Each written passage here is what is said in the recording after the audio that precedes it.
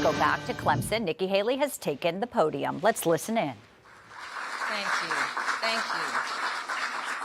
Thank you all for being here. It's another great day in South Carolina, and we're hoping for an even better day on Saturday. Early voting is underway. I have a quick reminder to all South Carolinians. In a general election, you're given a choice. In a primary, you make your choice. Make sure you make the right choice.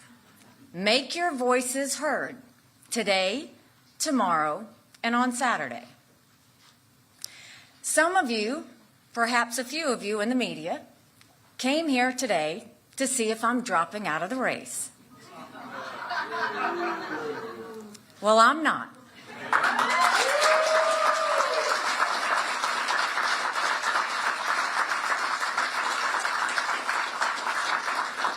Far from it, and I'm here to tell you why.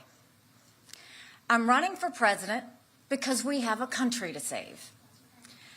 Since the start of my campaign, I've been focused on the real issues our country faces, the ones that determine whether America will thrive or spiral out. I'm talking about the millions of students who don't know how to read or do basic math, the families who can't afford groceries, much less a first home, the total lawlessness on our southern border. I'm talking about the murders in our cities, the fentanyl on our streets, the children who've been killed in their mom's car by stray bullets. And I'm talking about the American weakness that led to wars in Europe and the Middle East, and the urgent need to restore our strength before war spreads and draws America further in. These are the challenges I'm here to tackle. But instead of focusing on how to make America stronger tomorrow, some people want to know if I'm going to cave today. We've all heard the calls for me to drop out. We all know where they're coming from. The political elite, the party bosses, the cheerleaders in the commentator world. The argument is familiar. They say I haven't won a state, that my path to victory is slim. They point to the primary polls and say I'm only delaying the inevitable. Why keep fighting when the battle was apparently over after Iowa?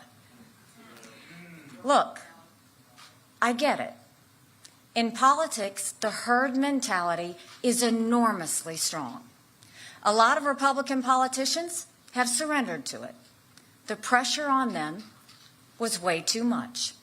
They didn't want to be left out of the club. Of course, many of the same politicians who now publicly embrace Trump privately dread him. They know what a disaster he's been and will continue to be for our party. They're just too afraid to say it out loud. Well, I'm not afraid to say the hard truths out loud. I feel no need to kiss the ring.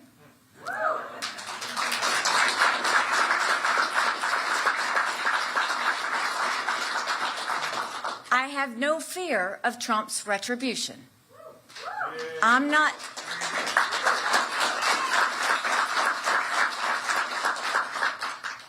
looking for anything from him. My own political future is of zero concern. So I hear what the political class says, but I hear from the American people too. I've heard from a retired Army medic who looked evil in the eye when he says we're headed toward disaster, that American lives are on the line. He knows what he's talking about. He knows we can't afford more of the same. That's why he told me to give them hell.